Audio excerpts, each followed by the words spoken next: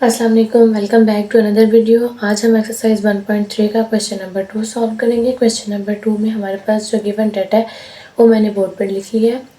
हमें ए सी की वैल्यू पता है। सबसे पहले हमारे पास शेप है ट्राइंगल, जिसमें हमारे पास जो बेस है ट्राइंगल की उसकी वैल्यू है √3 + √5 और हमें एरिया पता है इस ट्राइंगल का जो कि है 1 + √15 और हमने फाइंड आउट क्या करनी है the length of side A B in the form of a √3 plus b √5।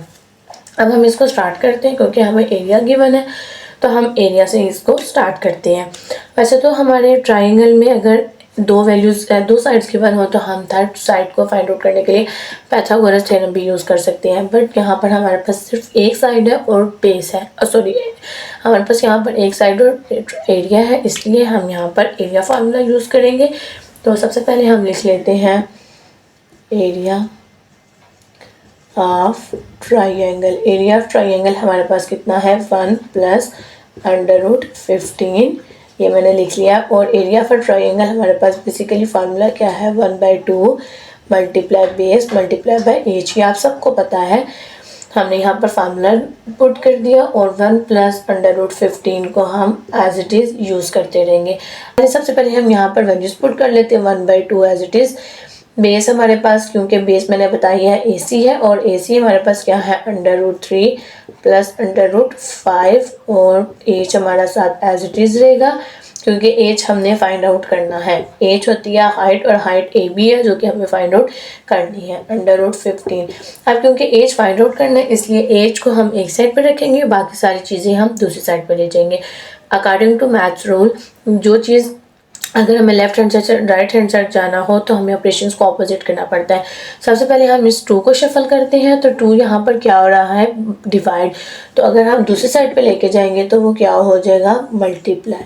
ठीक है, ये यहाँ पर आ गया मल्टीप्लाई और यहाँ पर √3 + √5 मल्टीप्लाई हो रहा है तो ये वो यहाँ पर आके क्या हो जाएगा डिवाइड। ठीक है, इसको मैं थोड़ा सा इधर करके लिख लूँ 2 × 1 + √15 and √3 + √5, ये हमारा यहाँ पर अब सिर्फ क्या रह गया एच, जो कि हमें फाइंड आउट करना है। अब हम एक्सरसाइज 1.2 के क्वेश्चन नंबर 1 से ये चीज़ डिस्कस करते आ रहे हैं कि जब हमारे पास डिनोमिनेटर में अंडर या स्क्वायर रूट आ जाए तो हमें उसको रेशनलाइज करना पड़ता है। रेशनलाइज का मेथड ये है कि जो डिनोमिनेटर के वैल्यू हो उसको उसका ऑपरेशन ऑपोजिट करके आपको न्यूमिनेटर और डिनोमिनेटर से मल्टीप्लाई करना है। हम प्लस साइन है तो हम यहाँ पर अब मल्टीप्लाई करेंगे माइनस साइन के साथ। ये हमने इस तरह से लिख लिया। सिंपल मल्टीप्लिकेशन हमने करनी है, हम 2 को भी मल्टीप्लाई नहीं करेंगे, अभी सिर्फ हम ब्रैकेट्स को मल्टीप्लाई करेंगे।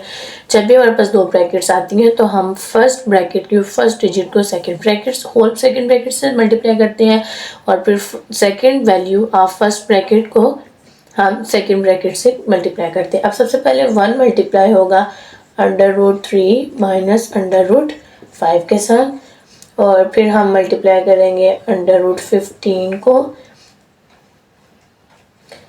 फिर हमने मल्टीप्लाई किया √15 को √3 - √5 के साथ और नीचे क्योंकि हमारा फार्मूला आ रहा है a² - b², ये हम काफ़ी दफ़ा लास्ट में एक्सरसाइज में क्वेश्चंस में डिस्कस कर चुके हैं, तो सिंपल इसको हम यहाँ पर फार्मूला फॉर्म में लिख लेंगे।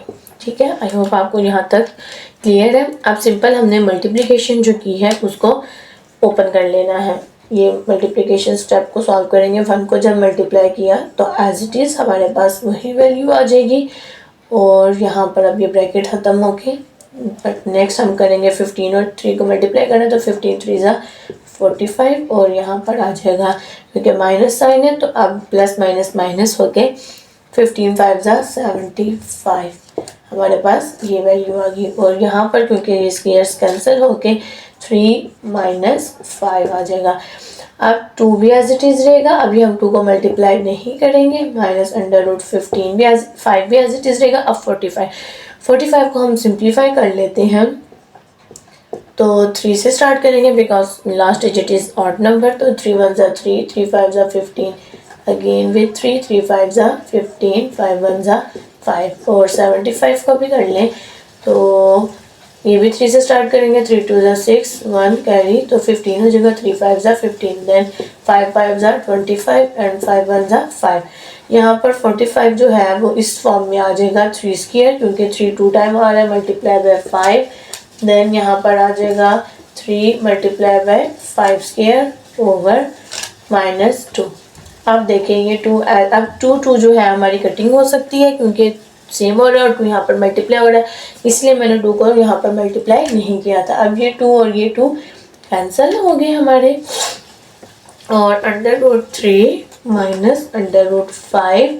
अच्छा, लेकिन ये माइनस नहीं कैंसिल हुआ, तो हमें क्या करना है, इस माइनस को न्यूमरेटर में मल्टीप्लाई भी करवाना है, बाकी सब एज इट इज रहेगा। अब देखें 3 का स्क्वायर जो है वो √रूट के साथ कैंसिल हो जाएगा। अगर हम कंफ्यूज ना हो आप लोग, इसलिए मैं इसको इस फॉर्म में लिख लेती हूँ, ठीक है, मैंने सेपरेट करके लिख लिया। अभी हम इसको दोबारा नेक्स्ट स्टेप में सॉल्व कर लेंगे। अब माइनस साइन के साथ जब हम इसको ब्रैकेट को मल्टीप्लाई करेंगे तो ये प्लस है, तो जब भी नेगेटिव साइन को मल्टीप्लाई करते हैं तो साइंस अपोजिट हो जाती है, माइनस प्लस हो जाता है और प्लस माइनस हो जाता है। ये प्लस था, अब ये माइनस हो जाएगा। और अब देखें स्क्वायर और स्क्वायर रूट कैंसिल हो के ये जस्ट 3 आ जाएगा, और यहाँ पर मल्टीप्लाई साइन, ये देखिए मल्टीप्लाई साइन है, इसलिए मल्टीप्लाई साइन 3 × 5, ये माइनस है तो माइनस माइनस प्लस हो जाएगा, और ये √3 एज इट इज रहेगा, और ये कैंसिल होके 5 इधर आ जाएगा। अब नेक्स्ट हमने क्या करना है, मैंने आपको बताया था कि जो अंडर रूट होते हैं इनको भी हम एज अ वेरिएबल कंसिडर करते हैं। अब √3 और √3 सेम है, तो हम इनको कॉमन, इनको सेम एक साथ लिख लेते हैं, जो सेम है उनको हमने एक साथ लिख लिया ऐसे, और यहाँ पर plus √5 minus 3 √5 as it is आ जाएगा।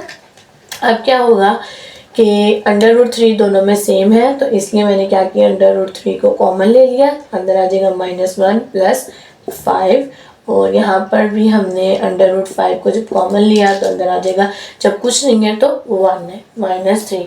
यहाँ पर सॉल्व करेंगे तो √3 के साथ आ जाएगा 4, तो हम ऐसा करते हैं 4 को पहले लिख लेंगे और फिर √3, और यहाँ पर क्योंकि -2 आएगा तो हम पहले -2 लिख लेंगे और फिर √5, और क्योंकि हमें क्वेश्चन में भी ये पूछा गया था a × √3 + b × √5, और इसी फॉर्म में हमारा क्वेश्चन आ गया। तो अकॉर्डिंग टू दिस 4, हमारे पास 4 की a की वैल्यू क्या आएगी 4, और b की वैल्यू क्या आएगी हमारे पास -2, और यही हमसे क्वेश्चन में पूछा गया था कि आपने a b in the form of √3 और √5 बताना है। आई होप आपको इस पार्ट की समझ आई होगी। फॉर एनी कन्फ्यूजन आप मुझसे कमेंट्स में पूछ सकते हैं। Thank you for